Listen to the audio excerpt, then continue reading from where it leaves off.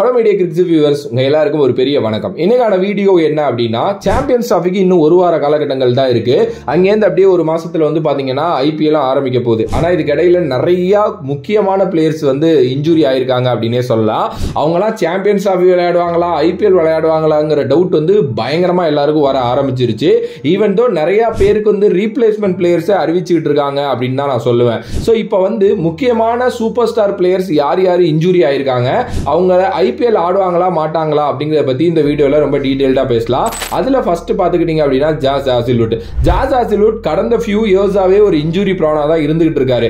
ஆஸ்திரேலியாக்காக நிறைய games miss பண்ணாரு. Even though ஒரு ஐபிஎல் சீசன் ஃபுல்லாவே மிஸ் பண்ணாரு. அதுக்கு இன்ஜுரியும் காரணம், அவருக்கு குழந்தை பிறந்தது ஒரு காரணம் அப்படின்னே சொல்லலாம். பட் இந்த வருஷம் ஆர்சிபி அவர் மேல ஒரு கேம்பிள் பண்ணாங்க. கிட்டத்தட்ட 12.5 கோடி ரூபாய் கொடுத்து எடுத்தாங்க. அவர் கண்டிப்பா வந்துருவாரு, விளையாட வச்சிடலாம் அப்படின்னு சொல்லிட்டு. ஆனா இந்த பிஜிடில நல்லா பண்ணிட்டு இருந்தவர் திடீர்னு இன்ஜூரி ஆனாரு. அங்கேருந்து வந்து பாத்தீங்க அப்படின்னா சாம்பியன்ஸ் டிராஃபி அவர் மிஸ் பண்ண போறாரு அப்படிங்கிற மாதிரி கிரிக்கெட் ஆஸ்திரேலியா சைட்ல இருந்து சொல்லிட்டாங்க. ரொம்ப ரொம்ப சீரியஸா இருக்கு அவரோட இன்ஜூரி அப்படிங்கிற மாதிரி தான் சொல்லப்படுது. 34 வயசு ஆகுது, திருப்பி ரெக்கவர் ஆகி வரணும் அப்படிங்கறதெல்லாம் சாதாரண விஷயம் இல்ல, ஒரு பெரிய டைம் எடுக்கும் அப்படிங்கிற மாதிரி தான் நியூஸஸ் வந்துகிட்டு இருக்கு. இப்ப என்ன சொல்றாங்க அப்படின்னா, ஐபிஎல் 2025ல இவர் விளையாடுறது கஷ்டம் அப்படின்னு வந்து சொல்றாங்க. காரணம் என்னன்னா, WTC ஃபைனல் வந்து பாத்தீங்கன்னா வரப்போகுது அப்படிங்கிறதுனால அதுல ஆஸ்திரேலியா விளையாண்டே ஆகணும் அப்படிங்கிற சூழ்நிலையில இருக்குல்ல. சோ அங்க அந்த ஃபைனலுக்காக இவர் வந்து கொஞ்சம் ஆஸ்திரேலியா கிரிக்கெட் போர்டு வந்து தக்க வச்சிருவாங்க. சோ அதனால ஐபிஎலுக்கு வந்து ஜாஸ் ஹேசல்வுட் வர மாட்டாரு அப்படிங்கிற மாதிரி வந்து சொல்றாங்க. RCB the most expensive China பண்ணதே ஜாஸ் ஹேசல்வுட் தான். ஏன்னா அவர் மேல அவ்வளவு நம்பிக்கை வந்து பாத்தீங்கன்னா இருந்துச்சு. இப்ப அவர் வரமாட்டார் ஐபிஎலுக்கு அப்படிங்கிறது வந்து ஆர்சிபிக்கு விழுந்த ஒரு மிகப்பெரிய அடி அப்படிங்கிறதுல மாற்று கருத்தே இல்ல. அதுக்கு அடுத்தபடியா வந்து ஆண்ட்ரிக் நாக்கியா, அவர் வந்து கேகேஆர் இந்த வருஷம் வச்சிருக்காங்க. ஆண்ட்ரிக் நாக்கியாவும் கடந்த ஒரு 3 வருஷமா பயங்கரமான இன்ஜூரி, அதுவும் இந்த பேக் இன்ஜூரி அப்படிங்கிறது சாதாரண விஷயம் கிடையாது. பல கிரிக்கெட்டர்ஸை துன்புறுத்தின ஒரு இன்ஜூரி. அண்ட் நிறைய பேர் வந்து இன்டர்நேஷனல் கிரிக்கெட்டை விட்டு தெரிச்சு ஓடின ஒரு காரணமே இந்த முதுகு இன்ஜூரினால தான். அது வந்து மனுஷனுக்கு ஒரு 3 வருஷமா போட்டு பாடா படுத்திக்கிட்டு இருக்கு. இவர் வந்து பாத்தீங்கன்னா சாம்பியன்ஸ் டிராஃபி ஆட போறது இல்ல சவுத் ஆப்பிரிக்காக்காக, அதை வந்து கன்ஃபார்ம் பண்ணிட்டாங்க. இவரோட பேக் இன்ஜூரி ரொம்ப ரொம்ப சீரியஸா இருக்கிறதுனால இவர் வந்து திருப்பி வர்றதுக்கே வந்து நிறைய மாதங்கள் ஆகும் அப்படிங்கிற மாதிரி சொல்லப்படுது. அதனால வரப்போற ஐபிஎல் 2025 இவர் மிஸ் பண்ணுவார் அப்படின்னு தான் வந்து சொல்றாங்க. நிறைய கேம்ஸ் வந்து பாத்தீங்க அப்படின்னா இவர் கொஞ்சம் விட்டு கொடுக்குற மாதிரி இருக்கும். பிகாஸ் இந்த 2024 த்ரூ அவுட்டாவே அவர் வந்து ஒரு 11 மேட்ச் தான் சவுத் ஆப்பிரிக்காக்காக வந்து விளையாண்டாரு. ஓகே, அதுவும் ஷார்டஸ்ட் ஃபார்மேட்ல தான் அவர் விளையாண்டாரு. ஓடிஐ கூட அவரால் வந்து விளையாட முடியல, டெஸ்டும் அவர் விளையாடவே இல்லை. பட் ஆனா அவர் மேல வந்து ஒரு பெரிய இன்ஜூரி, அந்த கன்சர்ன் இருந்துகிட்டே இருக்கிறது தான் அதுக்கு காரணம் அப்படின்னு சொல்லலாம். அவரையும் மெகா ஆக்ஷன்ல 6.5 கோடி ரூபாய் கொடுத்து கேகேஆர் எடுத்தது ஒரு மிகப்பெரிய தப்புன்னு நம்ம அப்பயே சொல்லியிருந்தோம். சேம் அதுதான் இப்பயும் நடக்குது. இப்ப அவர் வர மாட்டார் அப்படிங்கிறது கிட்டத்தட்ட கன்ஃபார்ம் ஆயிருச்சு. ஸோ ஐபிஎல் 2025 அவர் வர்றது ஒரு பெரிய கொஸ்டின் மார்க். அதுக்கு அடுத்தபடியா லாக்கி ஃபெர்கியூசன், பஞ்சாப் கிங்ஸ் வந்து இவரை கிட்டத்தட்ட 2 கோடி ரூபாய் கொடுத்து எடுத்தாங்க அப்படின்னு நினைக்கிறேன். ஆக்சுவலி ஒரு சூப்பரான ஃபாஸ்ட் பவுலர், ரீசெண்ட் டைம்ஸ்ல நல்ல ஃபார்ம்ல இருந்தாரு.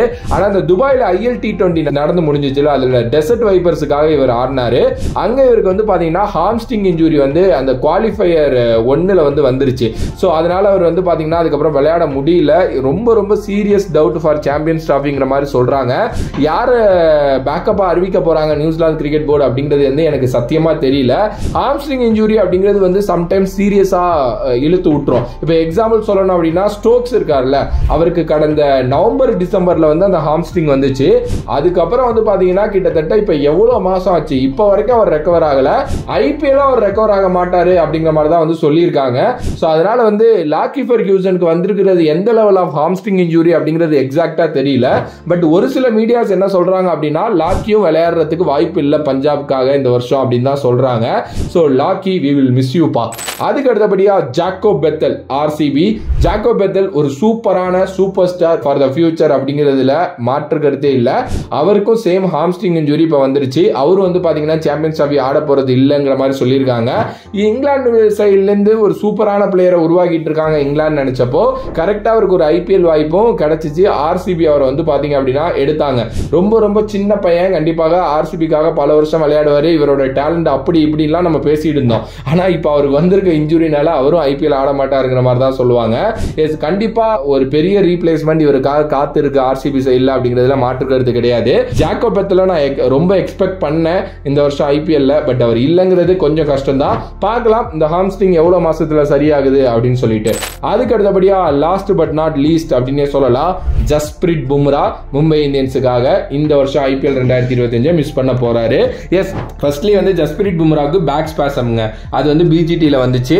ஆனா அதுக்கப்புறம் வந்து அது வந்து லைக் கொஞ்சம் சீரியஸ் ஆயிருச்சு அப்படிங்கிற மாதிரி வந்து சொல்றாங்க. அப்படி இன்கேஸ் அவர் சாம்பியன்ஸ் ஆஃப் விளையாடலனா IPL-லையும் ஃபர்ஸ்ட் ஃபியூ கேம்ஸ் அவர் ஆட மாட்டாருன்னு தான் சொல்றாங்க.